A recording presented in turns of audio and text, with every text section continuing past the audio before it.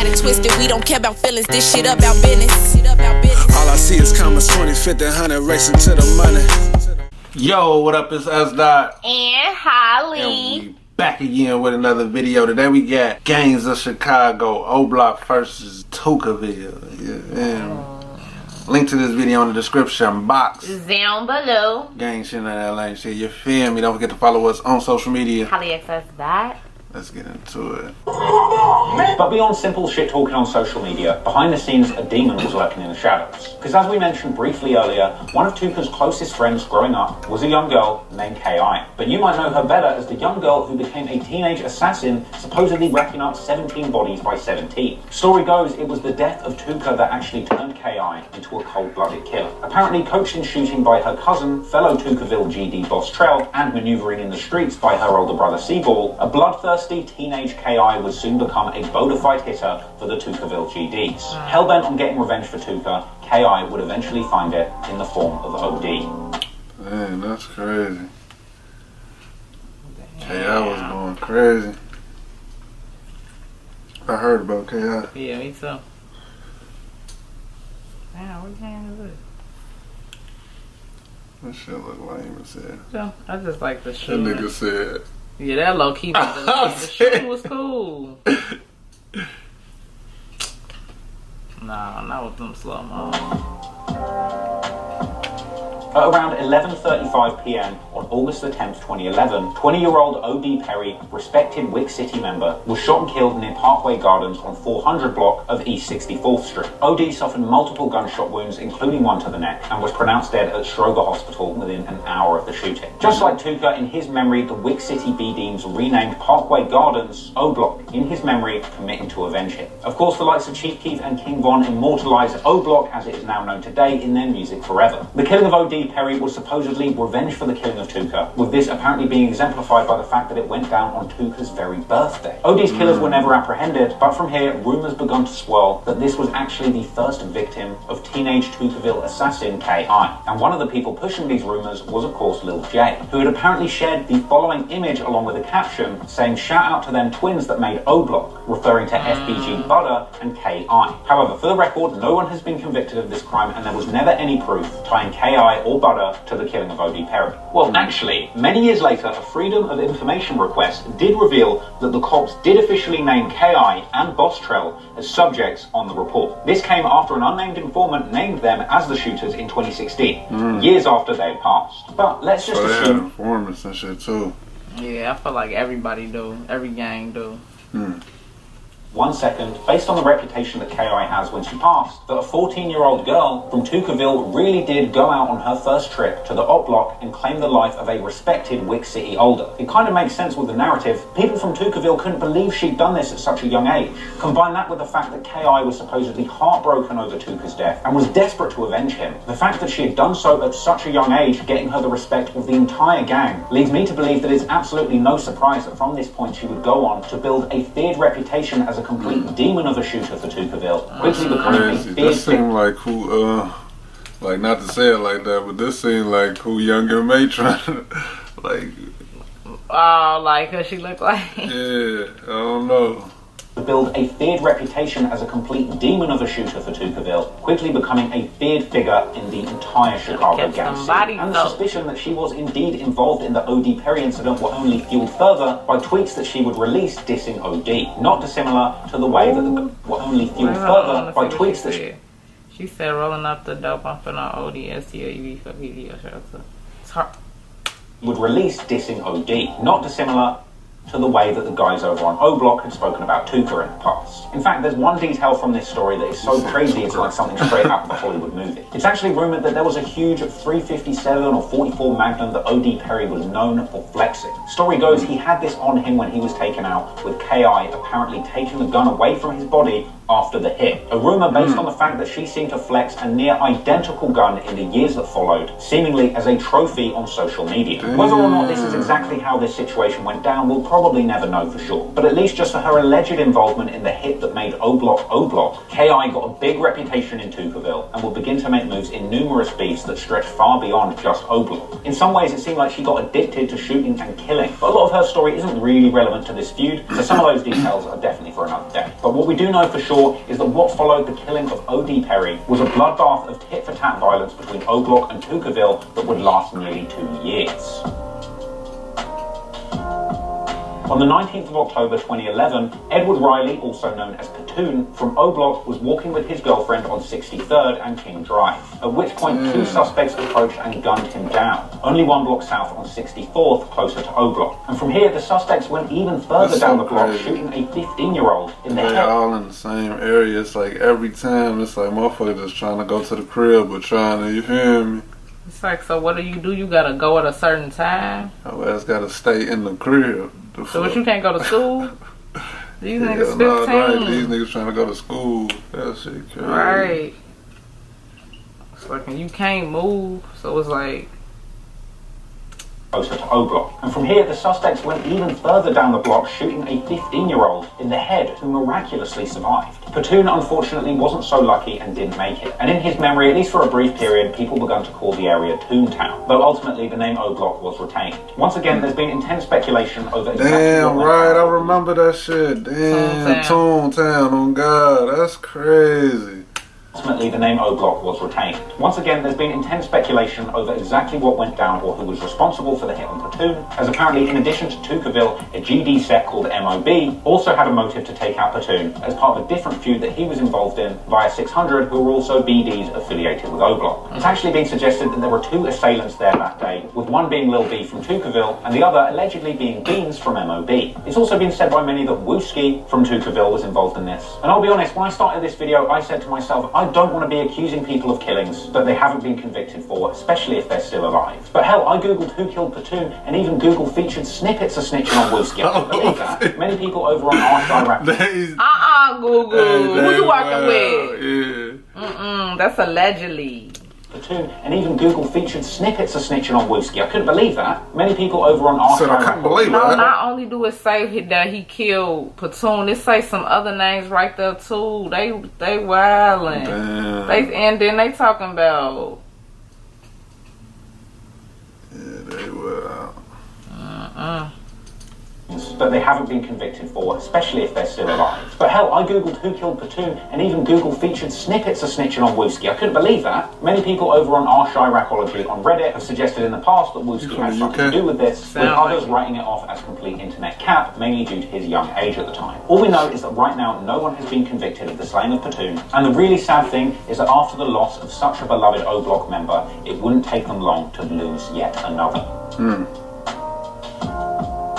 At 6:47 p.m. on February the 12th, 2012, Chiroid Liggins of O Block was discovered with a gunshot wound to the head at 6400 block of South King Drive, just outside Parkway Gardens once again. Starting to see why they call it the most dangerous block in America now, right? Chiroid remained in hospital fighting for his life for around 4 days, until February the 20th, when he was unfortunately pronounced dead at Schroeder Hospital. No one was ever caught for this crime. However, K.I. has suggested pretty heavily on Twitter that Boss Trail from Tookaville was the one responsible, with some of the internet detectives over on Chiracology digging deeper into these tweets and suggesting that when this shooting went down, Boss Trail had actually shot Chiroid from all the way across the street. Impeccable aim, apparently the result of his use of a gun with a red laser beam sight on it to improve his accuracy. That gun itself apparently even featured in the Lil J FBG Duck music video for the song Critical, a Chief Keef diss that actually dropped months after this happened. Combine this with the fact that Boss Trail himself seemed to be bragging about the incident on Twitter later in the year, with K.I. also tweeting references to that red beam. A frankly brazen attack, which naturally only beget more bloodshed between O Block and Tookaville in the months that followed.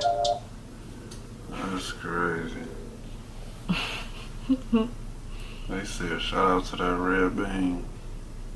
Yeah. I was laughing because I said every break baby say, that's crazy. It is crazy though, I can't believe it. It is. It make me feel like you can understand too how the shit going down, like it's just so crazy. It's like everybody became, whoever killed somebody that was super valuable to the other side became big dog after that. Like they was real respected.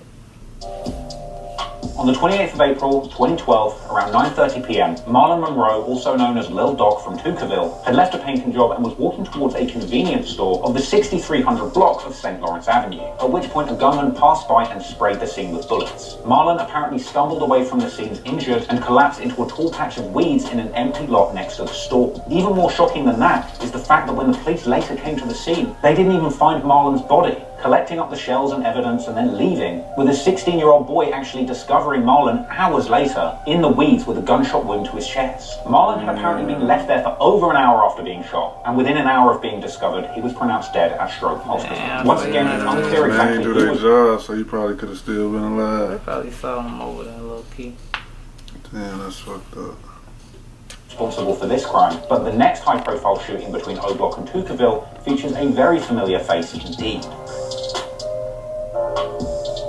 On October the 13th, 2012, a 17-year-old boy named Modell McCambry was walking along the street with his cousin on the way to meet a girl. This went down on the 6300 block of South Rhodes Avenue. At around 9:30 p.m, somebody walked up and opened fire, hitting Modell in the chest. He too later died in Stroger Hospital. And what makes this story and the previous one so much more tragic is apparently Modell and Doc were actually related with a shared grandmother, who had apparently received the news of both of their deaths within months. But who was responsible, you ask? Well, many have suggested that it was actually O Block future rap superstar King Von, mainly due to the fact that he himself had made numerous tweets to Tookaville Op Wooski, where Von seems to hint at him, or at least his crew, being responsible for Modell's death. In fact, Von was actually rumoured to have been present for numerous shootings carried out by the O Block during this period of time, which naturally built him up a feared reputation as a member who was always down to do some dirt. He himself even famously bragged in his songs to have a total of 7 bodies under his belt. But regardless of how true that is, from here the O Block shooters continued getting busy, attempting time and time again to claim bodies from Tookaville.